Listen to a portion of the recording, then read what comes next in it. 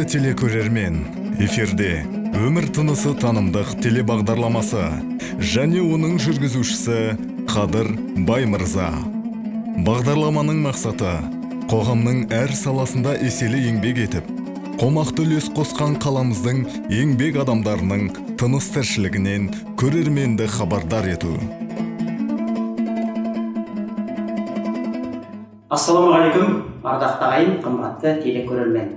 Эфирде Балқаш қаласының мәдениет тілдерді дамыту, дене шынықтыру және спорт бөлімі мен мәдени сауық орталығының өмір тынысы танымдық телебағдарламасы. Бағдарламаның бүгінгі қонақтарымен таныс болыңыздар. Ауыл шаруашылық саласының ардагері, Балқаш қаласының мәдени сауық орталығы жанындағы Балқаш сазы ардагерлер халықтық қорының мүшесі, күйші Болат Шұғайұлы Шәймерденов және Болат ағамыздың ұлы Аманжол бауырымыз. Ассалаумағалейкум, ардақты әкелі бала. Бағдарламаға қош келдіңіздер. Алдымен Болат аға, сізді мынау келіп жеткен мерейлі жасыңыз, 70 жасыңызбен шын жүректен құттықтаймыз. Қалыпты денсаулық тілейміз. Енді әңгімемізді әрине туған жерден бастаймыз.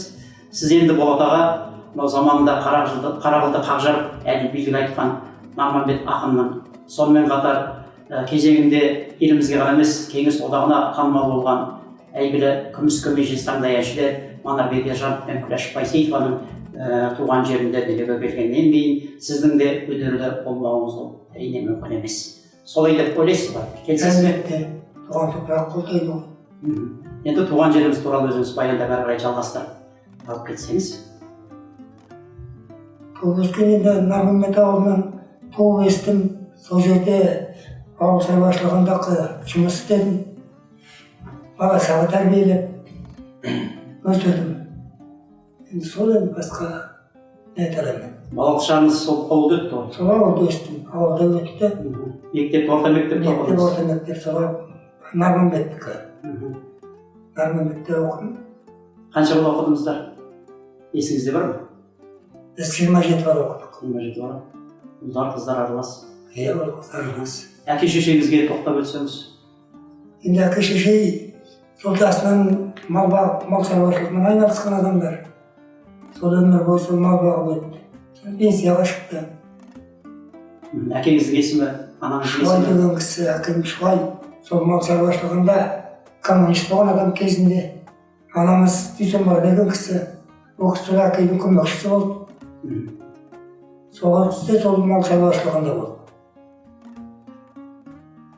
Енді сіздің мынау өнерлі болуыңызға сол әке шешеңіздің ықпалы тиді деп ойлайсыз ба? Жалпы әулетте өнерлі адамдар болды ма? Тікелей әке шешемнің ықпалы болды деп айтамын. Менен үлкен 2 ағам болды. Сол кісілерге өнерге өте жақын болды. Мен сол кісілердің ізімен жүрдім. Былайша айтқанда сол кісілерден үлгі алдым. 2 ағайдан. Ол кісілерді осы мына Сарыарқа ансамбліне күші болған адамдар кезінде. Соны ол кісілердің ізін жалғап, мен де келдім Сарыарқаға. Енді Сарыарқа ансамблі демекші біз міне бүгін сол кезінде Сарыарқа ансамблінің іргетасын қалаған Қазақстанның халық әртісі, шертпегінің шебері Мағауия Хамзин атамыздың атындағы музейде міне сіздерді сұхбат алып отырмын. Тағы да қош келдіңіздер. Сіздерді осы музейге әкелгеннің өзінде үлкен мән бар екенін білесіздер. Өйткені сіздер де сол Мағауия атамыздың бүгінгі таңда өнерін жалғап жүрген өнерлі күйшісіздер. Жақсы, енді Болат аға кезінде, жас кезінде яғни, кәсіби өнер ордасында білім алды дейді, рас па? Маған тікелей білім берген Келгенбай аға. Мен сол кісінің көп үлгі алдым. Өнерге негізі баулаған сол кісі. Келгенбайдан. Яғни Сарыарқаны айтып отырмыз? Жаңағы Сарыарқамыздың іргетасын қалаған Келгенбай ағадан мен үлгі алып сол кісімен тәрбиеледім. Кейін енді Қарағандыда музыкальный немеге түстім, бірақ бітірдім деп айта алмаймын. Неге? Ол енді кезінде кішкене еркелікпен тастап кеттім. Қанша курс оқыдыңыз? 1 курс оқыдым. 1 курсқа шамаңыз жетті ме? Оның өзіне жетпей қалды ғой. Бір ағаларымыз айтады, мысалы, мен оқымай кеттім кезінде, аяқтамай кеттім сол оқу орнында. Неге десе, ауылды сағындым, ауылдағы саритымды сағындым деген секілді. Сондай ауылға деген сағыныш болды ма, неге тастап кеттіңіз деген сұрақ болды. Мүмкін ауылға сағынышты болған шығар. Дегенменен жас кез болды, шындық болды. Соның арқасынан тастады. Шындық айтып мойындағаныңызға рахмет. Жақсы, енді сіз бақытты әкесіз. 4 ұл бір қызыңыз бар, дұрыс қой? Иә. Ұлдарыңыздың бәрі өнерлі, шетінен домбыра тартады, ән салады. Өзім кезінде көзім көрді, біраз бауырдым. Оның бір және бірегеймін. Аманжол бауырымыз сіздің жаныңызда отыр. Енді сөзіміздің кезегін осы Аманжолға қарай бұрайын. Енді Аманжол, сен кәсіби күйшісің. Яғни мынау Әлихан Мусин атындағы Балқаш гуманитарлық техникалық колледжінде атақты күйші, сазгер ұстаз Жақсылық Рзаханұлы Нәдірбек ағамыздан дәріс алдым. Бүгінгі Аманжол күйшінің бабы қандай? Енді біріншіден амандықтан бастайық, армысыздар, құрметті телекөрермендер және өзіңізге Қадеке рахмет шақырып жатқаныңызға. Күйшілік жақсы, бабындамыз. Осы Қамзиннің мәдениет сарайында Сарыарқа және фольклорлық ансамблінің құрамындамыз. Сол жерде ылғи дайындық, сондықтан бабындамын. Өйткені жақында ғана концертіміз өтті. Таза қазір өз бабымызда тұрған кезіміз ғой. Репертуарымызға жаңадан күйлер қосып, сол күйшілік пен әншілікті қатар алып жүрміз. Тамаша. Енді бүгінгі таңда негізгі жұмысым, қызметім ол мектепте. Яғни мектепте жетекші ұстазсың. Шәкірттер тәрбиелеп, өнерге баулып жүрсің. Мен болашақта, яғни өскенде Аманжол ағам сияқты күйші боламын, әнші боламын деп ізіңді басқысы келетін шәкірттер бар ма? Әнші боламын дейтіндер бар, бірақ күйші боламын дейтін балалар жоқ. Біз мектеп өзі кішігірім мектеп қой, кішкене білесіз. Сондықтан өзі күйші балалар бар, олардың бәрі бітіріп кетті. Енді қазіргі таңда бір күйші дейтіндей балалар жоқ, бірақ әнші балалар бар, өзіміз басып келе жатқан. Соларға әйтеуір бағыт бағдар беріп, жарыстарға апарып, концерттерге қатыстырып сөйтіп жүреміз. Қыз балалар енді оның үстінде көбінесе, ұл балалар жағы кішкене азайып тұр қазіргі таңда. Қыз балалардың көп әнге деген ықыластан тасы. Сол ұл балалар кішкене аздау болып тұр. Негізі бар, күйшілер енді аздау болып тұр, домбырашылар. Енді күйші балаларды, күйге жалпы өнерге қабілеті бар балаларды мынау күй өнеріне баулу деген ойда жоқ па, жоспар? Жоқ, ойда бар. Біз өзі мектепте жаңағы ән үйірмеміз, домбыра үйірмем бар ғой. Сол домбыра үйірмесіне балалар келіп тұрады. Мен енді андай бір қатты бір жұлқынып бүйтіп ойнап тұрған бала жоқ дегенім ғой. Былай енді бастапқы бүйтіп келе жатқандар бар. Соларды әйтеуір шамамыз келгенше үйретіп жүрміз. Түсінікті. Болат аға, сіз домбыраны бақаймен ойнайды дегенді естідік. Сол рас па?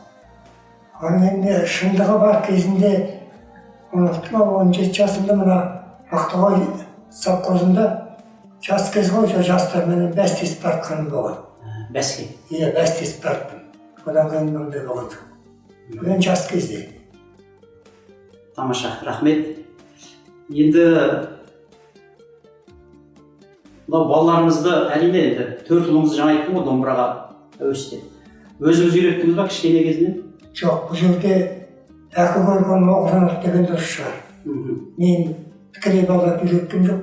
Бірақ өздері мен тартып жүргенін көріп, содан үйренді. Ол қанда бар дейсіз ғой? Иә, ол енді әкі көрген оқыранық дейді ғой саған. Иә. Сол маған тартып сол.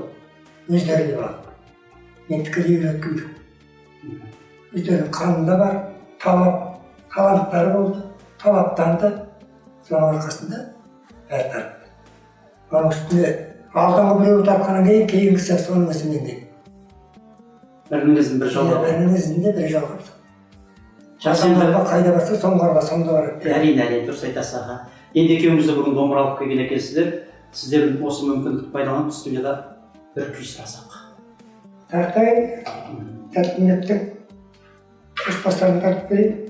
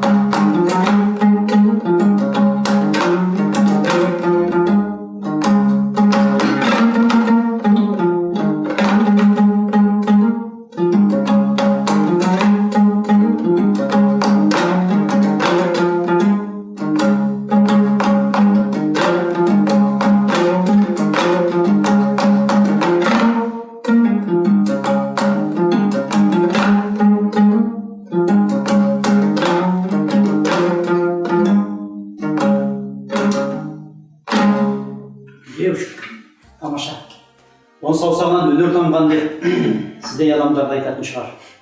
Өте жақсы, рахмет аға. Әлі бабыңызда екенсіз. 70 жасқа келіп мынадай бабында күй тартуда үлкен қажеттілікті керек етеді ғой. Рахмет. Енді Аманжолға қарай ауысайық. Аманжол, бүгін таңда тойда бет ашып жүрсің. Тойдың көркі болып жүрсің. Енді бет ашып қана қоймай, мәтінде сөзін өзің жазып аласың. Бұл енді ақындық өнер Аманжолдың бойына қайдан қонды деп ойлайсыз? Тегінде ақын бар ма? Тегімізде біздің әкейде осы адам болған жоқ. Домбыра тартып, қысаларды айтады. Оның ішінде әсіресе шешем марқұм ақын болған. Сол салына кез келген отырыста өз ойынан өлең шығарады. Енді соған қарағанда сол бізге дарымаса да ақындығы осы немеден баласына, немересіне тараған сияқты. Солай болған ғой. Иә, енді шешемнің ақын болған рас. Тамаша. Енді той демекші, Елдос пен Аманжол дуэт болып тойда ән салып жүр. Яғни Еламан деп атын өзім қойған едім. Бүгінгі Еламан дуэтінің қарқыны қандай? Жақсы, жаман емес. Сол той томалақтарға, құдалықтарға әйтеуір қалмай барып жүреміз. Оның үстіне де өзіңіз де білесіз, аспаппен ойнайтын әншілер аз ғой Балқашта. Оның үстіне баянда ойнайтын әншілер Жоқтың қасы. жоқтың қасы. Сондықтан сұраныс көп. Сол шақырған жерге барып тұруға тырысамыз енді. Шамамыздың келгенше. Үлкен тойларға да шыға береміз. Арасында жаңа өзіңіз айтпақшы бет ашарымыз бар. Бұл әйтеуір енді қосымша не ғой, халықтың алдында қосымша табыс көзі бір жағынан әйтеуір халыққа кішкене бойдағы өнеріңді көрсет дегендей. Сұраныс жақсы. Елдос екеуміз сол бағытпен шығып жүр. Қазір эстрадалық бағытты былай сырып қойдық кішкене. Тек жаңа жанды дауыста баян домбырамен шамамыз келгенше шығып жүрміз. Оның үстіне жаңа бет ашар бар. Жақсы. Енді эстрада демекші, қазір заман өзі бәрі эстрадаға бой ұрып кетті ғой. Тойлардың өзінде де плюсовка дейміз, жазып алып, ауыз жырлап, ән салып кетіп қалатын әншілер болсын. Енді көпке топырақ шашудан аулақпын әрине. Дегенмен бұл шындық. Енді сендердің табиғи дауыстағы жаңағы баянмен, домбырамен қосылып айтатын әндеріңді үлкен тойларда халық қаншалықты қабылдайды?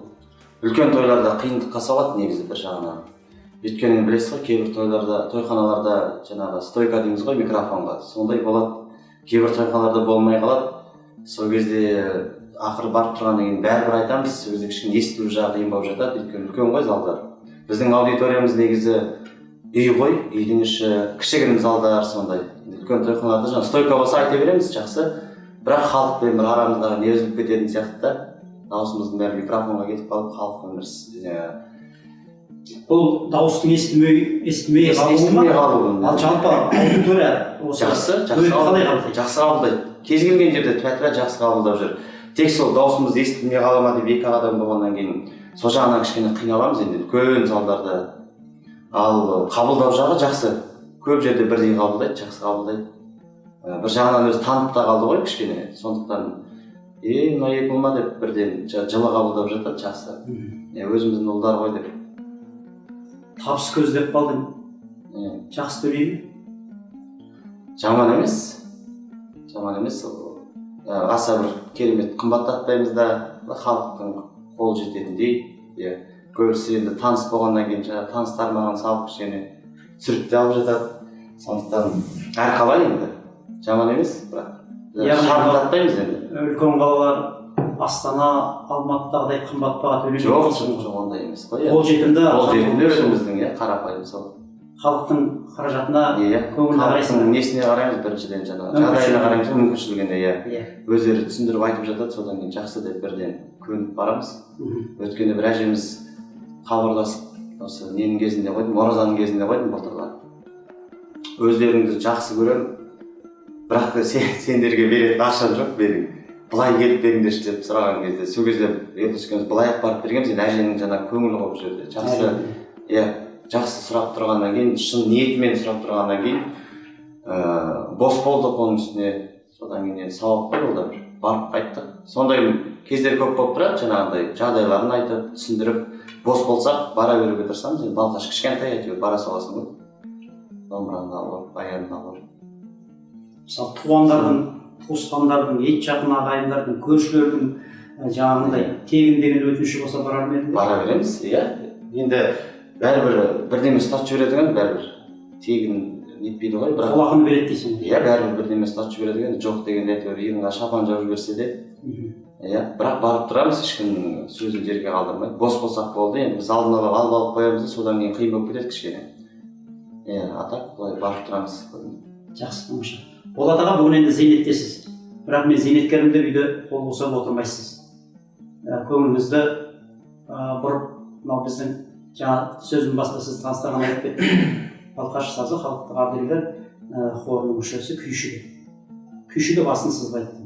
Енді бүгінгі таңда Балқаш сазының хал ахуалы қандай? Гастрольге шығып тұрасыздар ма, жиі? Қазір жақсы. Отырмыз халық тағатағын алып келдік.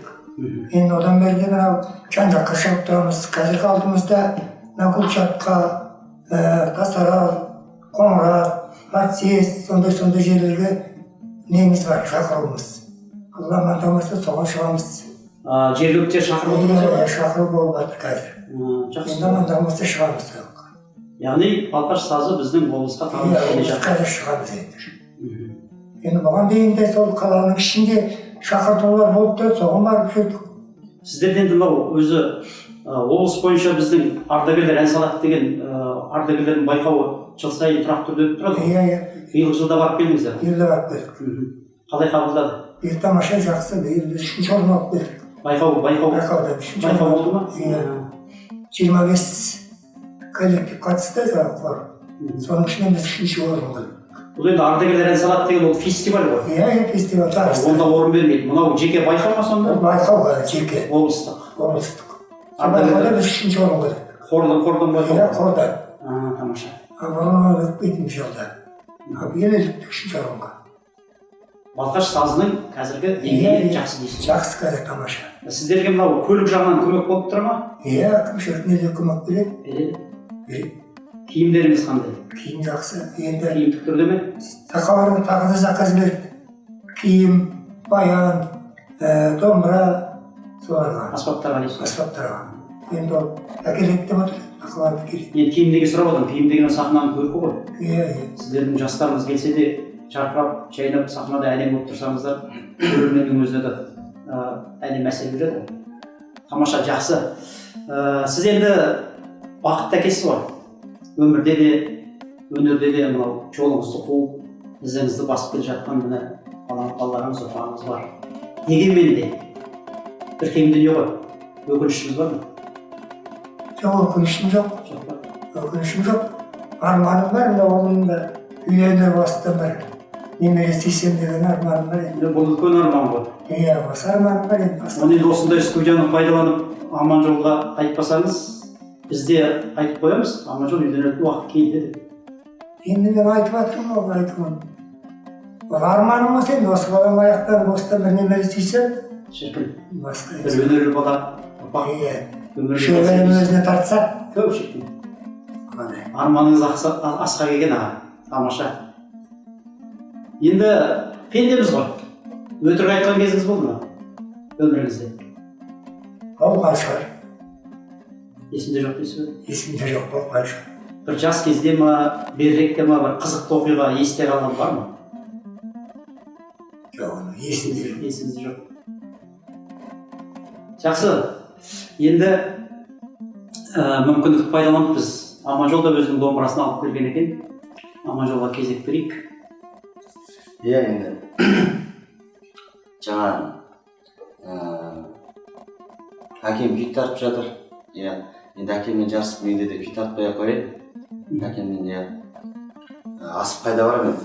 Қосбасар тартқаннан кейін болды ғой. Сондықтан мен одан да жаңа енді өзіңіз бір-екі ауыз өлең шығарады деп жатсыз. Сондықтан бір-екі ауыз өлеңді бір жыр арнауымды айтып берейін. Жақсы шығарды ойлаймын. Маша.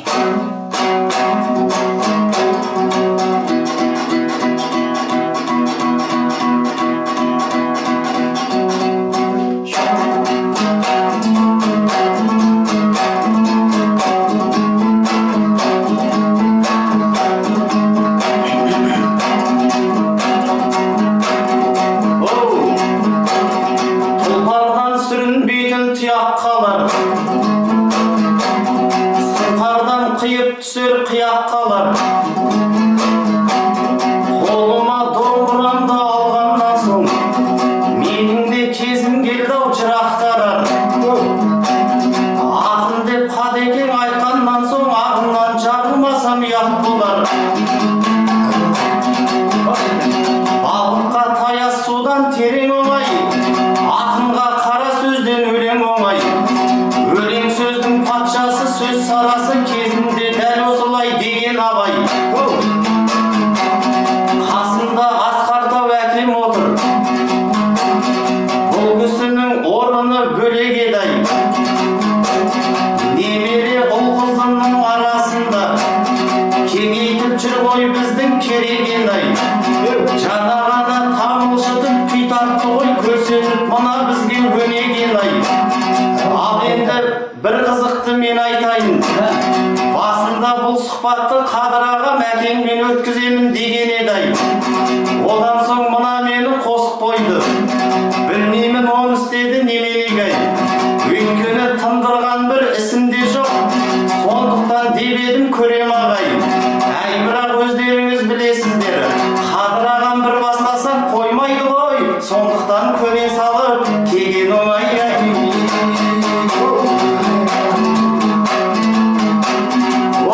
Таңдайыңнан төгілер шер болмаса, маңдайыңнан шығатын тер далбаса.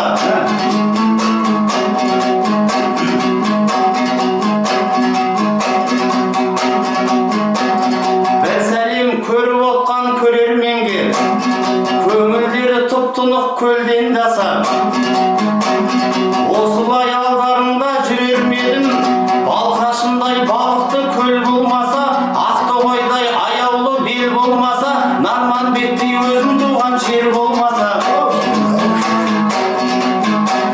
Ал енді ұстазыма бұрылайын. Қадекең мына бізді шақырар мен, көңілінің сарайы кең болмаса. Ханзиннің мәдениет сарайында өмір тынысы деген бағдарлама ашық қойып қызық сыйлап келесіз елдер қасап. Ал енді өзіңізге тілейтінім, өрлеңіз қиындықты белден басар. Басыңызға мұндай бақ орнар меді ақ тілегі ағайынның жолдан басар. Елім дейтін ер Қадыр қайдан шықсын, қадырын білет ұлын ел болмаса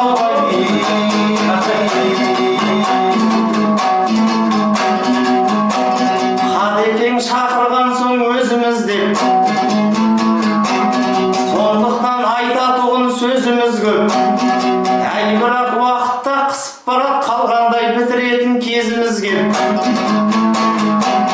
Ал енді Қадеке айтарым сол, айтамын қиындыққа төзіңіз деп, сөз соңында бір сыйлық ұсынайын. Мінекеңіз. Ой, рахмет бауырым. Мынау расында да бір тосын сый болды ғой. Сөз соңында осы тортты ұсынайын. Шәкіртіңнің ілтипатын сезіңіз деп, жеңгемізге алып барыңыз, шай ішкенде жартысын отырасыз, өзіңіз жеп Тамаша, рахмет айтайын. Тамаша. Мына мен расында да осал жерімді тапқан екенсің, мен тәттіні өте жақсы көремін. Мына бір торттың жарысын өзім жеп қоямын десем, жұрт сенбейтін шығар. Рахмет енді, өнерің өрлей берсін. Керемет арнау болды мынау. Көп мәселені бір аз уақыттың ішінде қозғап кеттің. Өнерің өрлей берсін, рахмет бауырым. Енді Болат аға, мынау бүгінгі таңда енді зейнеткер болып, немеренің қызығын көріп отырсыз. Немереге уақыт бөлесіз бе? Бөлем. Ол тәтті ғой. Қалай бөлесіз? Қаратасыз ба? Ойнатам, қаратам, сұрағанын әперем. Бұл онсыз болмайды ғой, немереге. Жалпы өзіңіз табиғатыңыздан балажансыз ба? Балажан адам. Солай ма? Балажан. Немере балаға қосып көрмеппін. От та қалымды. Шешелерім артын тәріп қысап атады. Мен ара шашып алатынмын. Ауыз бауға тасадым. Балажан адам. Енді шешелер деп қалдыңыз, сіздің бәйбішеңіз өмірден ерте тосып кетті, иманды болсын. Өлі біраз болмай тірбаймайды дейді. Бір еске алып айтпасақ тағы да болмас. Енді жаңа мен сізге өкінішіміз жоқ па деп сұрап қалғанымда айта ма деп ойлағам. Енді ол іштегі өкініш қой. Әттең жанымда жүрсе, біраз қызықты көрсе деген әттең анайымыз бар ғой іште. Әрине ол енді елге айтатын зат емес қой. Әрине іштегі. Ол іштегі себебі әрине жанымда жүрсе ол балаға ананың аты ана бөлек. Ол мың жерде мен неліктен ана деп ала алмаймын. Ол енді іштегі өкініш ол мұның несін айтамын. Жақсы. Енді мынау мүмкіндікті пайдаланып Болат аға. Аманжол арнауымен жеткізді. Сіз ажырама тілегіңізді айтсаңыз. Енді Махаббат. елім мен халқым аман болсын деймін. Халқымнан жаран мұңын жырлайтын қара домбыра аман болсын деймін. Көп шіркін. Басқа не айтамын? Қара домбыра аман болса, халқым аман болады. Тамаша, рахмет. Қадірлі көрермен, бізбен бүгін сұхбатта болған, яғни дидарласқан әкелі бала Болат және Аманжол Шаймерденовтер. Сіздерге үлкен рахмет, алғысымды білдіремін. Мынау бойыңыздағы өнеріңіз ұрпағыңызға дарып келе жатыр екен. Енді Аманжолды үйлендіріп өзіңіздің арманыңызды айтқандай. Сол Аманжолдан туған баланы тәрбиелеп, жүз жасап, сіздің қуанышыңызды біз де бөлісіп, ортақтасып жүруімізге Алла нәсіп етсін. Аманжол саған да рахмет. Әкенің енді ол парызы, айту міндеті, көпшіліктің көзінше айтты. Сондықтан енді биылғы жыл өтіп бара жатыр. Келесі жылы Құдай қаласа сіздің үйде ыстық бауырсақ жейміз деген ойымыз бар екенін жасырмаймыз. Келесі тойда жолығайық бұйырса. Тойда жолығайық. Қадірлі көрермен, осымен бағдарламамыз тәмам. Бағдарламаны жүргізген мен Қадыр Баймырза. Амандық, саулықта жолығайық ағайын.